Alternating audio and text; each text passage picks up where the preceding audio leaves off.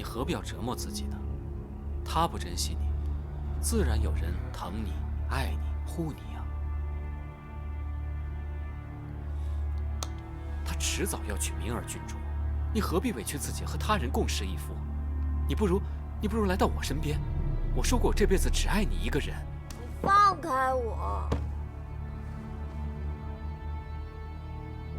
夏雪，带我回家吧。回家，夏雪。夏雪，啊，你别走啊，夏雪。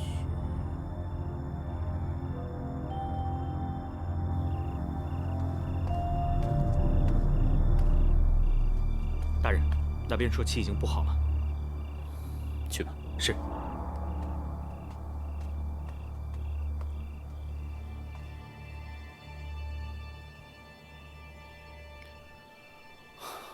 谢谢，你一点机会都不给我。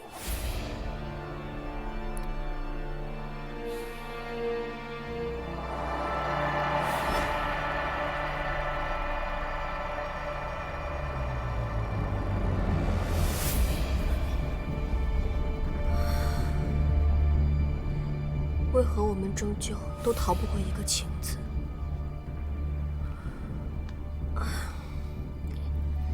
季大哥，我只能用这个法子来拒绝你了，因为有些话一旦说出口，就连朋友都没得做了。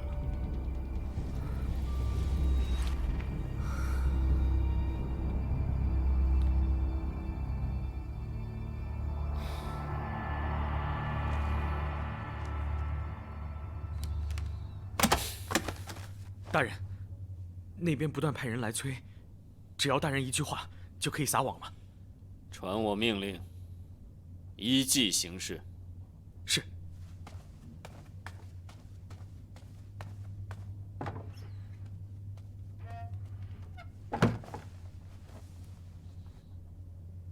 不好的棋局，该是将军的时刻了。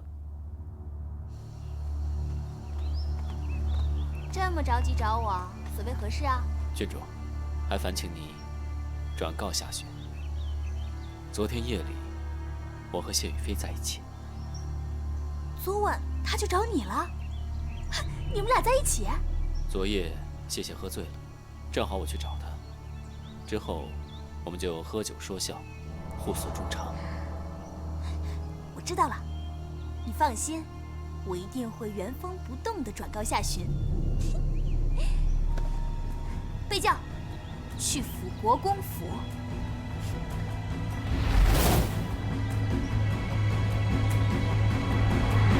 夏寻，真的有人看到他们两个深夜共处一室，卿卿我我。哎，你听我说呀。郡主，你若真闲着无事，不如多读读书，做做画，总比往我的府上跑好。夏寻，我知道我一人的片面之词，你肯定是不相信。我可以喊证人作证，他可是亲眼看见纪刚抱着谢雨菲。郡主，你够了。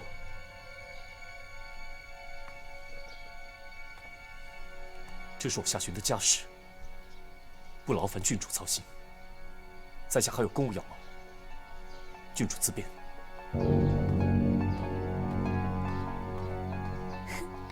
纪刚，你这招离间计呀，果然使得好。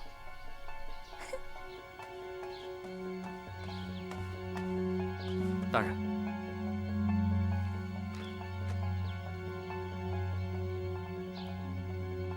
昨夜夫人和纪刚在一起，看来属实。属下昨夜跟着夫人，夫人到了一间酒家，在酒家买醉，后来纪大人突然出现，两人在店铺里一起饮酒聊天，但没过许久，纪大人便独自离开了。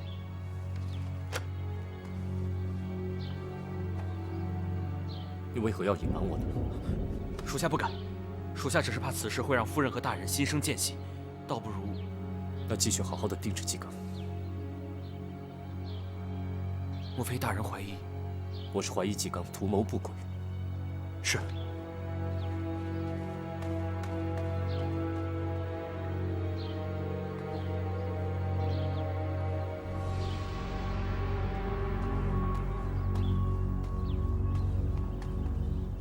你终于回来了。想着我回来伺候你，还是你和小郡主等着看我的笑话？你我的事情不要牵扯到旁人。可是现如今你我之事早已成为旁人口中的谈资，你叫我如何不牵扯旁人？我不管你怎么想过，但是我要提醒你，最好离纪刚远一点。难道你这是在怀疑我和纪刚吗？不，我是担心你。不要再给自己找借口了。你真的对小郡主一点感觉都没有吗？还是说，在你夏寻的心里，小郡主的分量已经完全可以取代我了，是吗？我和郡主之间真的什么都没有。够了，夏寻，我不想再听你解释什么了。我们之间为什么会变成现在这样，你心里很清楚。事到如今，我觉得我们彼此都应该冷静一点，这样对你我都好。这段时间，我会住到彭姐姐家去。但让你还住处不妥当。如果你不想见我的话，我去书房睡。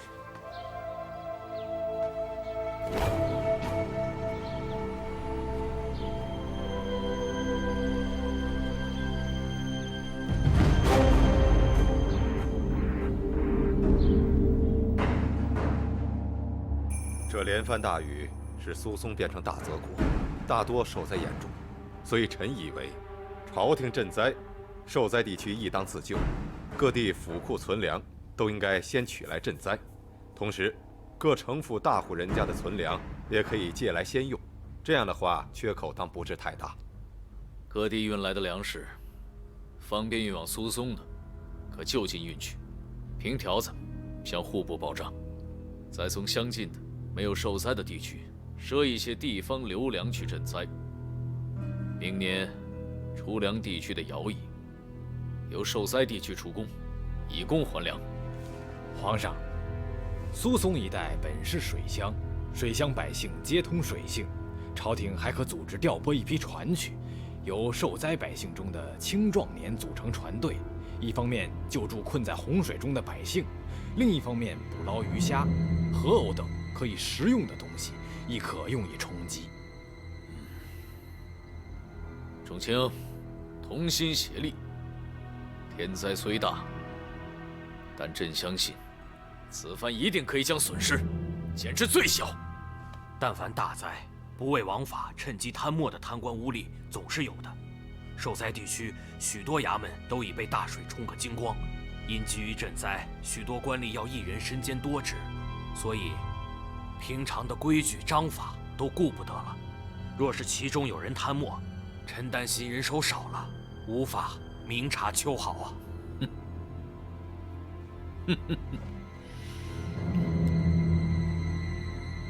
朕明白，百姓的救命粮，自有那黑心的关中贼层层克扣。朕粮哪怕1000万担，最后落到百姓口中食不足矣的情形也曾有过。哪怕是法刀高悬，依然有人利欲熏心，恨不畏死。这种情形古今如一，所以监察一事，夏寻，臣在。朕赐你亡命旗牌，总揽灾区一切事宜。3品及3品以下大员，但凡违法，你尽可先斩后奏。这是个得罪人的活，别人做不了，交给你了。臣领旨。苏松地区本是我大明最富裕的地区，地方富裕，更易滋生贪腐行为。能在苏松地区为官的，大多都是背景复杂、人脉错综之人，后台都硬得很。夏寻，你给朕记住了，你到那儿如果镇不住，只管用我给你的权力，杀尽那些为富不仁之官。臣遵旨。但凡贪墨赈粮、冒领镇里、囤积居奇，只要落到我夏寻的手里，臣定不会轻饶。好，甚好，有你这句话，朕就放心了。时间紧迫，夏寻，你你带上督察院几人，即刻启程。是。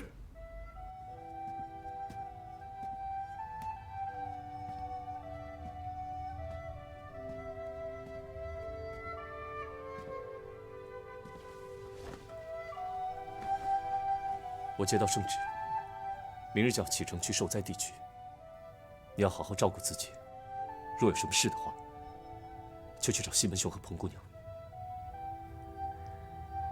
你这样做是不是为了躲开我？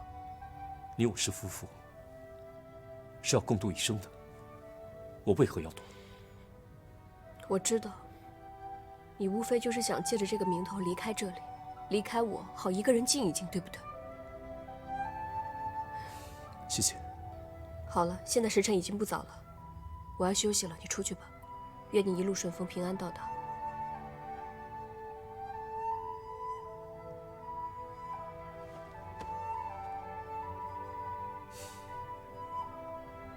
好好照顾自己，等我回来。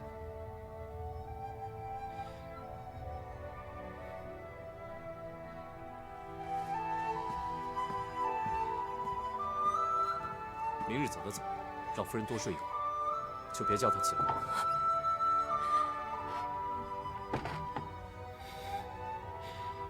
你连道别都不愿跟我亲口说一句吗？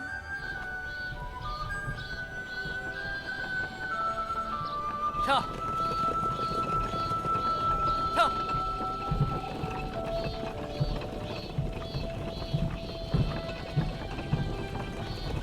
跳！跳！人家也要喝嘛。我再亲一口。大人，你们俩先下去。大人，我已经打听到了，此番巡抚灾区的，乃是当朝辅国公。哎呀，师爷不必惊慌，这大笔的灾银已经送上去了。可是小人还是担心呢。听说辅国公公正不阿啊。这上面咱们已经打点好了，到时候自然会有人保我们这乌纱帽的。辅国公可是带着皇上的亡命旗牌呀，不知大人说的上面这位是？锦衣卫都指挥使纪刚，这名号够不够响啊？够，够。且不说我与他私交甚密，这次的灾银我压根儿没拿多少，大部分都进了他的腰。就是他教我如何以课税的名义从灾民身上搜刮油水，到时候要是我出了事情，他也脱不了干系。你说到时候他会不会护我们周全呢？大人英明啊！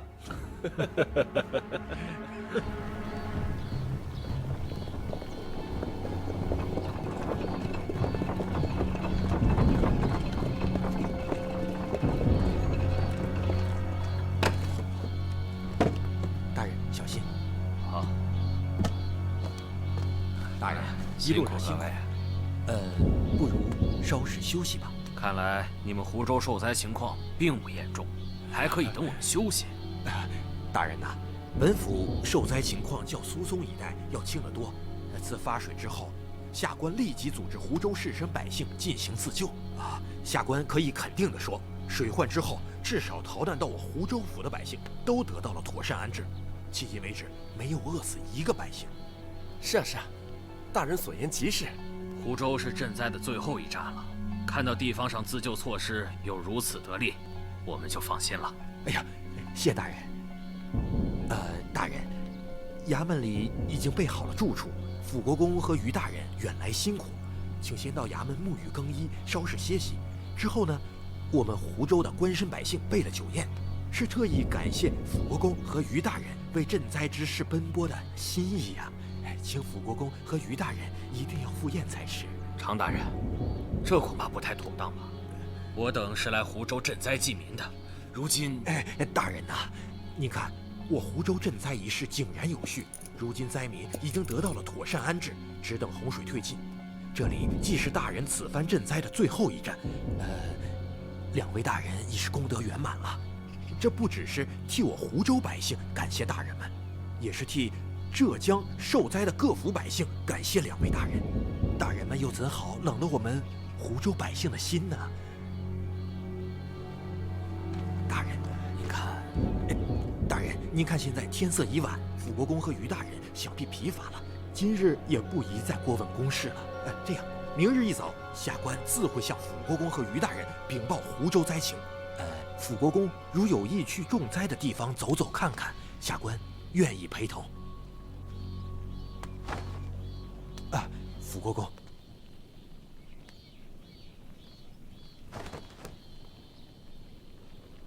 走吧。是。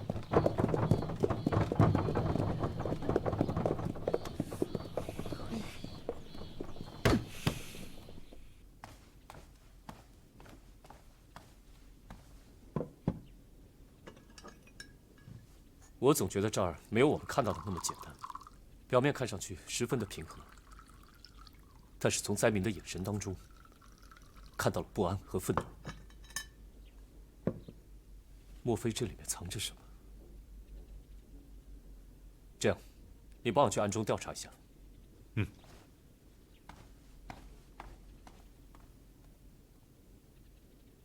但愿我的直觉是错的。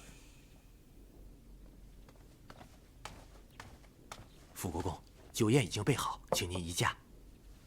好，请。辅国公一路辛苦了。来，诸位大人，我们举杯共敬辅国公。辅国公，请。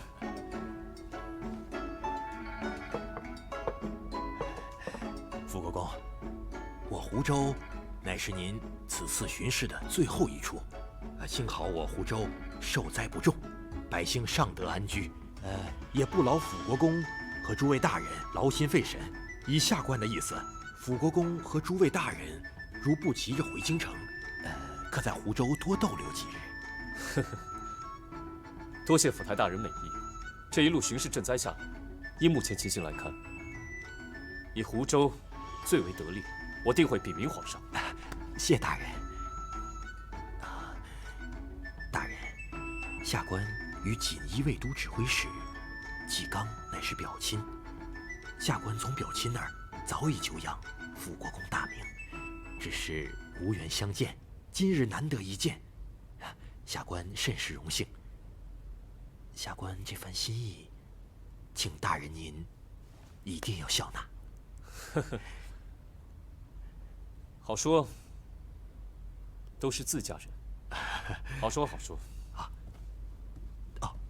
大人，这一位就是我湖州花魁席思姑娘，歌喉甚妙啊。席思姑娘，且伴清歌。来来来。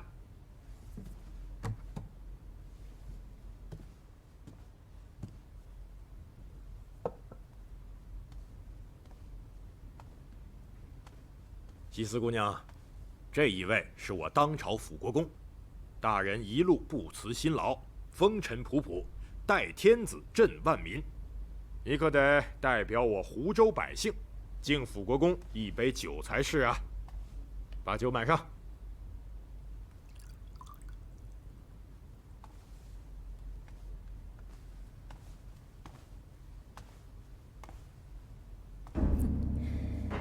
你们喝的是百姓的血，吃的是百姓的肉，那投河自尽的无数冤魂，正在你们的酒杯里哭泣。辅国公，这酒你喝着香吗？你大胆西斯！你敢胡言乱语，诋毁朝廷命官，又酒泼辅国公，以下犯上，不知王法吗？来人，把他给我拖出去！哎。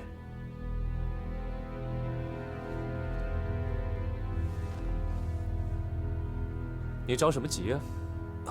大人，防民之口，甚于防川。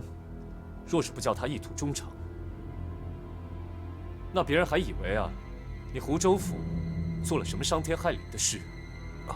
这传扬出去，殊为不美。是大人。本官乃督察院御史于世吉，奉旨巡视灾区，专查不平之事。西斯姑娘，你若有冤屈，可向本官申明。但是本官丑话说在头里，以民告官，若举告不实，则是要罪加一等的。告官？我没有告官。小女子既不是苦主，也不曾蒙冤。湖州大水，无数人破家，可席思照样锦衣玉食，出入豪门，笙歌燕舞，梦死醉生，又有何冤屈可言呢？席思只因那所见所闻，胸中有不平之气，不明难安而已。好，好个不平则鸣。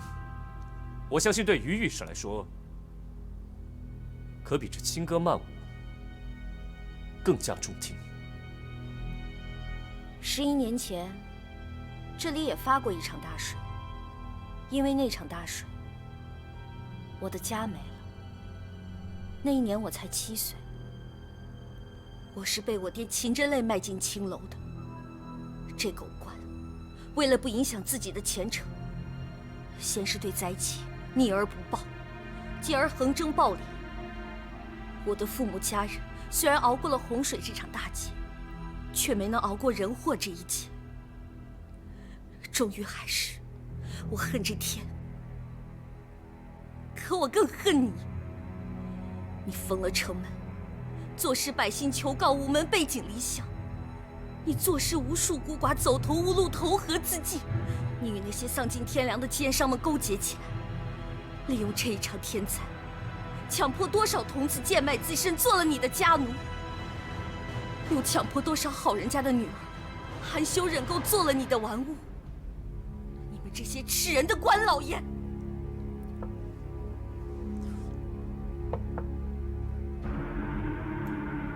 这位姑娘所言，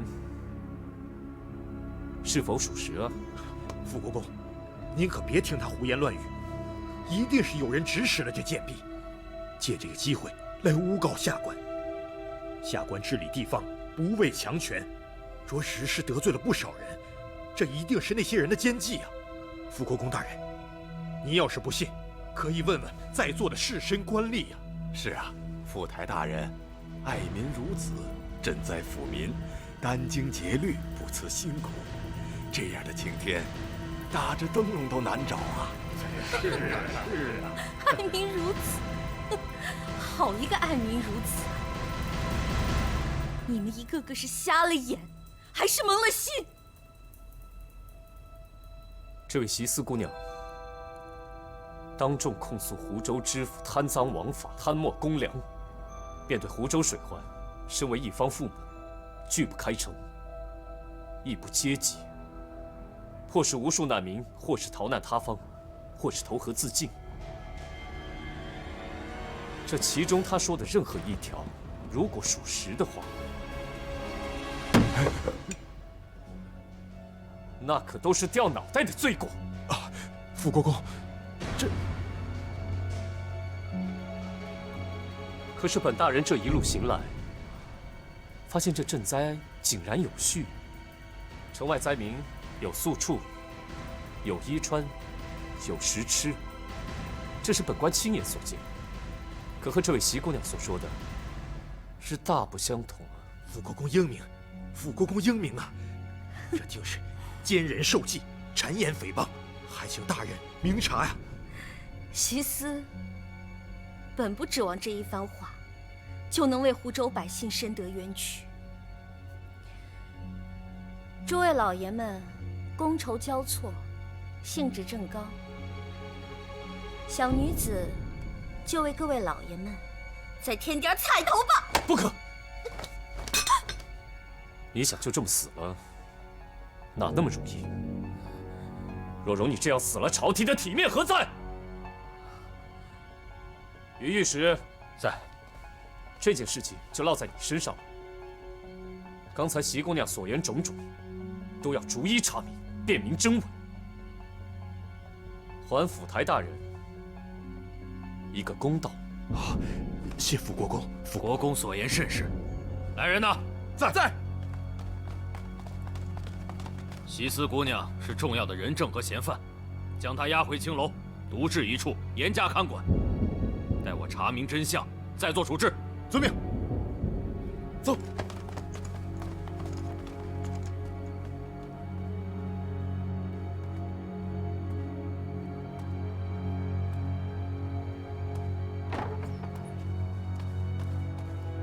大人，夏巡他们已经到了湖州。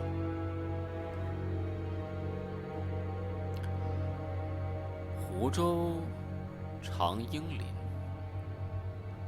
以为做点表面功夫，花点银子，就能与我攀上关系。哼，痴人说梦。大人的意思是，不出一日，夏巡定能发现其中端倪。需要属下提醒常英林吗？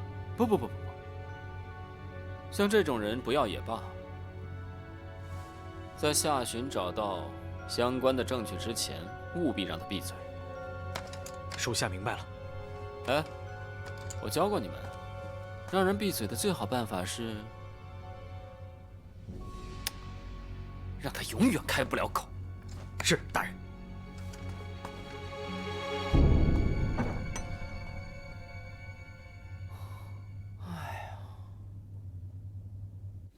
那常知府也是饱读诗书，又承圣人教诲之人，怎能干出如此丧尽天良之事来？一个人要是黑了良心，跟读没读过书又有何相干？我另有一事要嘱咐你。下官不才，大人请吩咐。我已经派人去暗查此事，一旦查获实据，到了那个时候，咱们就要在湖州多住一些时日。杀贪官是一桩，另外要把之前流散在四方的灾民都招回来，镇静安顿，不能再让他们饱受颠沛流离之苦。唯有如此，才能找回民心。你要记住，既然是官，就得为民。遵命。西司所知，只有晚间所言。大人若要查证，当去查那常英林的账，问那些颠沛流离的灾民，还需要问民女什么呢？不然，姑娘所知绝不止于此。本官要查明情况，一时之间在此地也不知何人可信，请教姑娘是最好不过的了。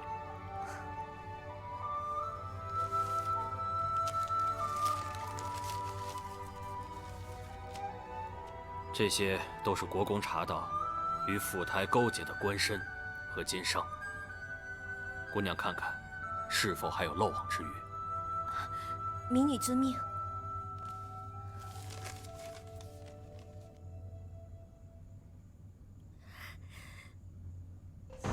副国公，这罪证不明，您不能拘押下官呐。常英林，你府库之中空空如也，一米无存，与账上所在已收的60万担存粮账目全无相符之处。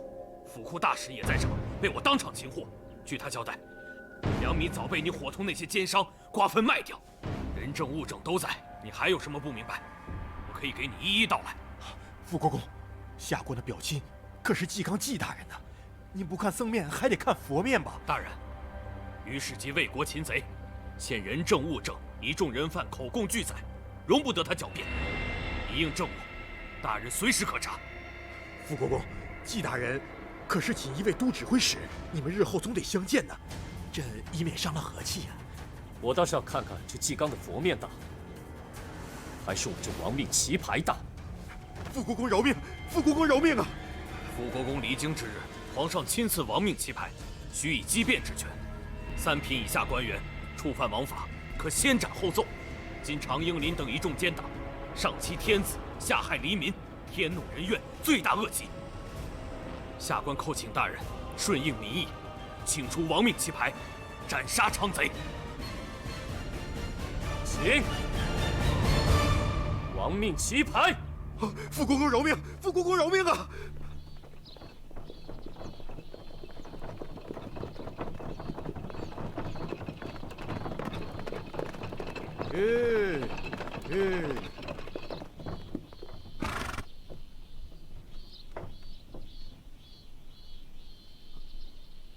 姑娘，您先等一下，我去打个水。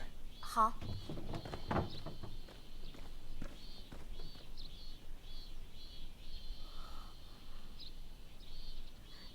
小马哥，小马哥，小马哥，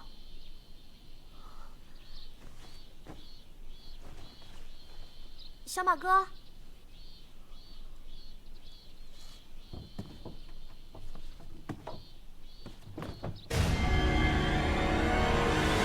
小马哥。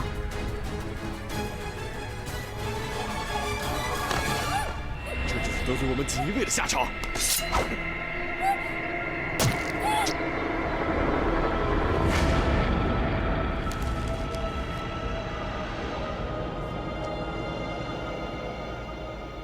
都去了这么久了，也该回来了吧？夫人，夫人，夫人，小林，是不是老爷回来了？不是，您的一处珠宝店被查封了，您赶紧去看看吧。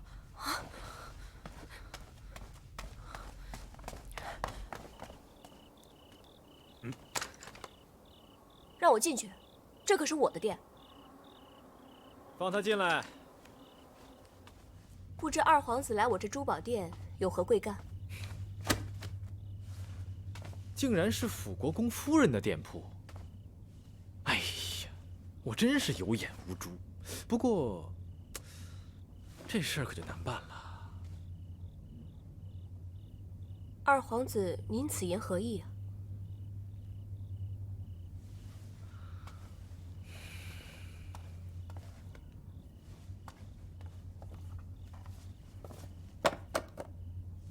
夫人，可认得此物？这是我的东西。夫人如此坦荡，万万没有想到有一天，会有人敢指认你们吧？我收到消息，有人指认辅国公夏洵受贿卖官。不可能！我也觉得不可能。可是夫人，您刚刚已经承认这夜明珠就是你的，而且指认的证词中明确有提到，这夜明珠乃是行贿之物。这夜明珠只是商人给我还债之用的，和辅国公一点关系都没有。是啊，我也希望是这样。那么，还请夫人拿出证据，或者账本，来证明此物是合情合理所得。我这次前来是想和谢掌柜商量一下，商铺周转不灵。谢掌柜，这是我家传的夜明珠，你看能销个多少钱？哼，是不在这儿呢，还是根本没有？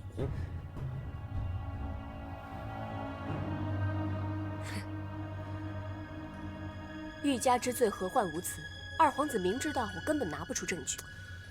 哎呀，既然如此，那事情可就大了。证词证物都指向夏洵，恐怕我得需要向皇上禀明，才能再做定论。所以，还要委屈夫人回辅国公府好好待着了。来人，在。将辅国公夫人囚禁在府中，没有旨意，任何人不得探望。是，夫人请。这局部的可真大呀！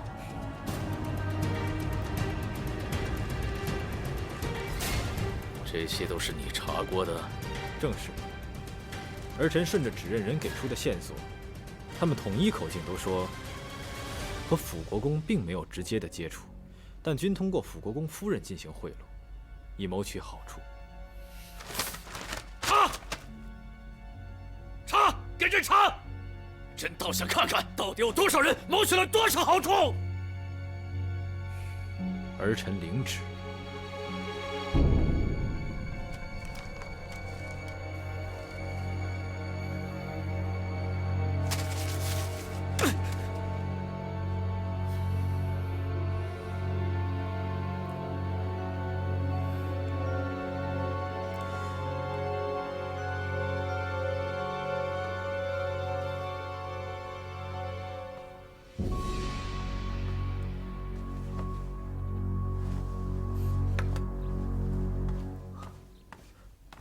怎么样？见到了吗？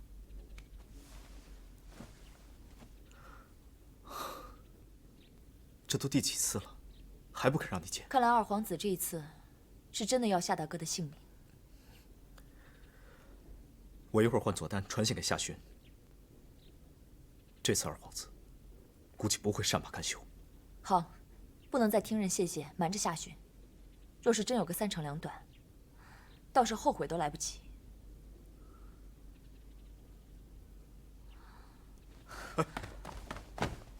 你才刚回来，又要去哪里啊？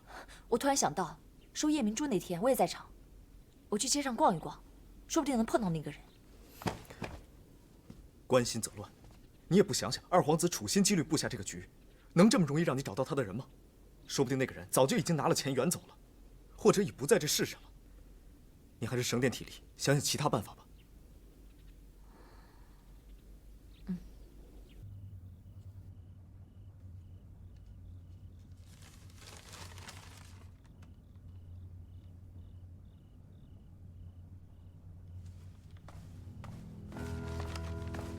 恭喜殿下，贺喜殿下！还是你的棋布得好啊！哎，我倒是没想到，这辅国公夫人还真是名不虚传呐。这经商之道简直一绝呀！哎，不过也是个烈性子。哎，不论我怎么威逼利诱，他都不肯松口认罪。殿下，这鱼还没入网，您可千万别把鱼饵给弄丢了。放心放心，我还要留着它，让夏巡好好感受一下切肤之痛呢。哎，对了，人已经干掉了吗？是。好，那咱们就等着大鱼入网了。客官，喝点水吧。多谢。你看这太阳都快下山了，要不在这儿休息一晚再走？啊，不了，多谢您好意啊。告辞。慢走啊。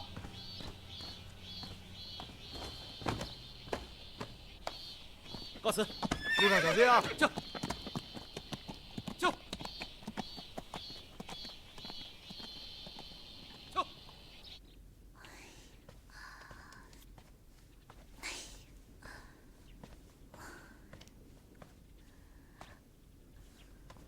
郡主，怎么样？皇后怎么说？皇后娘娘说她要静心休养，让郡主不要打扰她了。姐姐一定知道我是为了夏巡一事找她想办法求情，所以才想出这么一招不见我的。哎呀，怎么办呢？若是由得二皇子乱来，真坐实了夏巡的罪名，就算是洗脱罪名保住了性命，这名声肯定大受影响。郡主，奴婢有一计，可以保住辅国公。说，如果真能救辅国公于危难，我定有重赏。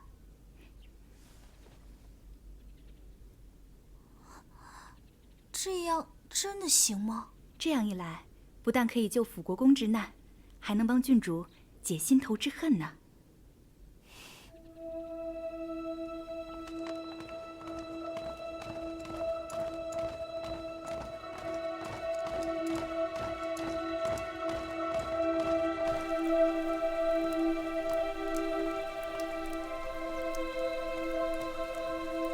你可知我找你所为何事？侄儿不知。我有一计可解你心中所忧。哦，姑母什么意思啊？二皇子已经对太子之位虎视眈眈，而夏巡作为制衡二皇子的重要角色，在朝中的地位万万不可动。可如今发生此事，你能不紧张吗？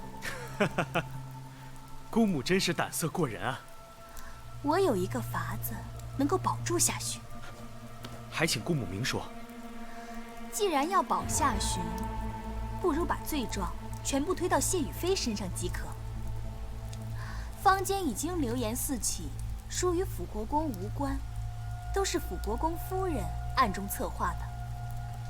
如此一来，夏巡便能化险为夷。不可，岂能让辅国公夫人一介女流蒙受不白之冤？俗话说：“君为臣纲，父为子纲，夫为妻纲。”如今国有危，夫有难，妻子在这个时候不应该挺身而出，为夫分忧吗？既然间谍情深，大难临头的时候，更应该牺牲小我，成全夫君之大事。辅国公夫人能答应吗？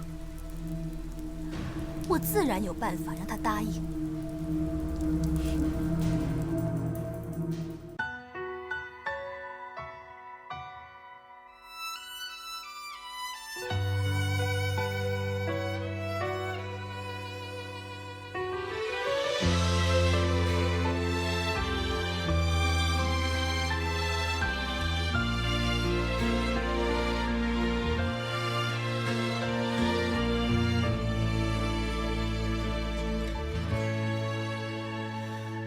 灯烛两夜，宫阙月挂霜，烛影摇红寥寥星光。一人阁楼上，独醉忆他乡。夜雨听风望远方。月下离舟上，3000夜未央。闲长梦。曾朝朝暮暮，连天风沙降，着你的模样。此去后，天涯路两茫茫，爱恨心。